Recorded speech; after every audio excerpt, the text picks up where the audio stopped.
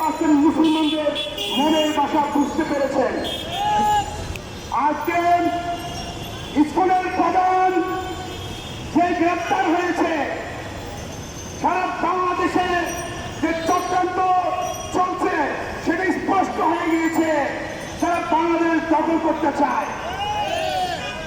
আজকে ইসকন প্রধানকে গ্রেপ্তার করে এখানে শেষ করে দিলে হবে না, তার মৃত্যুদণ্ড দিতে হবে।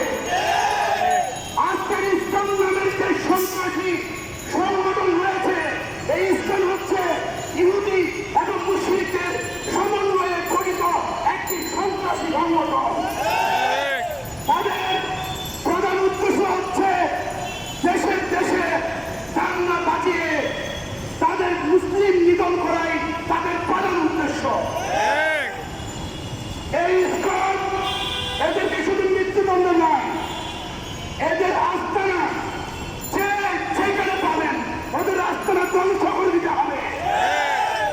এদের সমস্ত কর্মকাণ্ড ধ্বংস করে দিতে হবে। এই দেশের জনগণ সেটা করে দেখাবে। তোমরা টিভি কাজে ঘেরাও করো, তোমাদেরকে আমরা পরিষ্কার করে দেব। এই বাংলাদেশ পরিবেশ দূষণকারীদের মধ্যে যারা বারবার বিবৃতি দিচ্ছে, আমি বলি আগে মানুষের মধ্যে যে পরিবেশ দূষণ রয়েছে তাদের আগে পরিষ্কার করো। ইসকন নামের যে আগাছা রয়েছে মানুষের মধ্যে এদেরকে পরিষ্কার করো। পরিবেশবাদী তোমরা সেই জান্নাতি নামে নারিকেল কুকুরা দিবে 5 থেকে 7,000 কুকুর রয়েছে যারা কিনা মানুষের উপর আক্রমণ করে। শুধু তাই নয়, সেখানে বিভিন্ন কাচ্ছিম বিভিন্ন কিছু খেয়ে তারা পরিবেশ দূষণ করছে। তাহলে এগুলোকে আপনারা থাকেন না? এগুলোকে চোখে পড়ে না? এই সমস্ত কুকুরগুলোকে যে দেশে কুকুর খায় ওই দেশে আপনারা রপ্তানি করবেন, না হয় এগুলো মেরে ফেলেন। এগুলো রেখে পরিবেশ দূষণ করবেন না। সম্মানিত আমার উপস্থিতি ভাইরা, আজকে আমাদের খুশির দিন। ইসকন যে প্রধান গ্রেপ্তার হয়েছে এবং আমরা ততক্ষণ পর্যন্ত মাঠে থাকবো ততক্ষণ পর্যন্ত এই ইসকন প্রধানের মৃত্যুদণ্ড দেওয়া হয়। শুধু ইসকন নয়, হিন্দু, বৌদ্ধ, খ্রিস্টান, এইটা আরেকটি সন্ত্রাসী সংগঠন। এদের আমি নিষেধ করে দিয়েছিলাম, বারবার নিষেধ করেছি। বারবার আমি একটা কথা বলেছি তাদেরকে, তোমরা ঘুমন্ত বাঘ নিয়ে খেলা করো না, ঘুমন্ত বাঘের লেজের হাত দিও না। তারা আমাদের নিষেধ মানে নাই। তারা বারবার আমাদের নবী সাল্লাল্লাহু আলাইহি সাল্লাম ওনার শরীর বিরোধী করে দিতেছে এবং করে যাচ্ছে। আমরা তাদেরকে বলতে চাই, তোমরা ভালো করে জানো আমরা সমস্ত আঘাত বরদাস্ত করতে পারি, মৃত্যুর যন্ত্রণা বরদাস্ত করতে পারি, ফুলের আঘাত আমরা বরদাস্ত করতে পারি, কিন্তু আমাদের নবীর সামনে কিন্তু পরিমাণ বিরোধী আমরা বরদাস্ত করতে পারি না।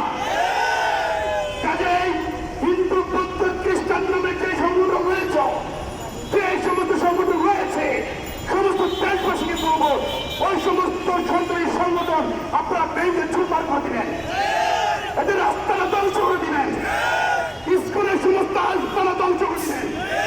আর ইসকনের যে সদস্য ভারতবাসী রয়েছে, এরা হচ্ছে মূলত ভারতের।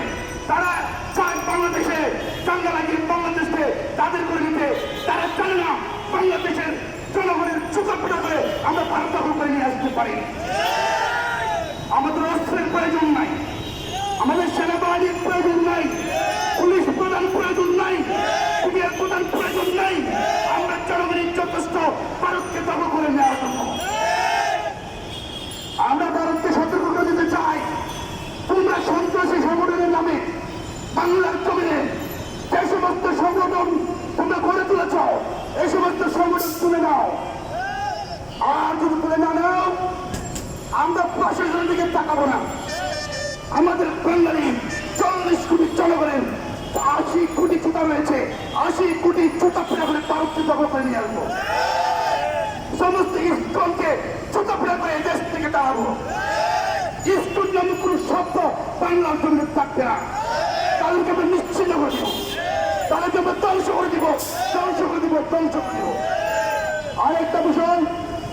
স্পষ্ট করতে চাই, আমাদের এখানে সবকটি দাবি রয়েছে, আপনারা দেখতে পাচ্ছেন। যে বিষয়গুলি স্পষ্ট না করলে হয় না। 1 নম্বর বিষয় হচ্ছে, যারা আমাদের নবীর সাথে বেয়াদবি করবে, কটূক্তি করবে, আপনারা মুসলমান, আপনারা এক একজন এক একটা আদালত, মুসলমানের চাইতে বড় আদালত আর কিছু হতে পারে না। তখন আপনারা নবীদের আদালতে বিচার করবেন।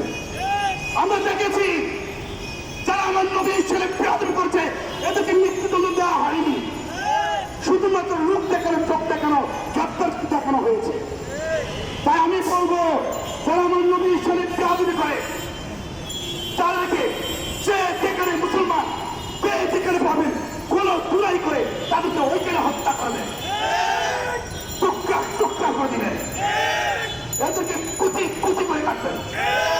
আমার ভাইয়েরা, আমাদের নবী ঈশ্বরের বেয়াদবি আপনারা মুসলমান বরদাস্ত করতে পারেন না, আমরা পারি না। যারা আমরা উন্নত দাবি করি, আমরা যারা আগে কিন্তু আমাদের জীবনের চাইতে বেশি মহব্বত করি, আমাদের দায়িত্ব কর্তব্য হচ্ছে নবীজি আহলে বাইত ওনাদের দুষ্টুমিকে খুঁজে বের করা, এদেরকে বের করে বিচারের মৃত্যুদণ্ড আওতায় আনতে হবে। আরেকটা দুটা বিষয়, যে আমাদের পাঠ্যপুস্তকে যে বিষয়গুলো রয়েছে, সেখানে হিন্দু আর মুসলিমদের পড়াশোনা দিয়ে ভরপুর, নাফরমানি কথা দিয়ে ভরপুর, এই সমস্ত পাঠ্যপুস্তক নবী রাসূল আলাইহিস সালাম সাহাবায়ে মধ্যে আল্লাহ তাআলাহু আহলে বাইত ওনাদের জীবনী দিয়ে ভরপুর করে দিতে হবে। তাহলে দেশের জনগণ বুঝবে খিলাফত কি, খিলাফত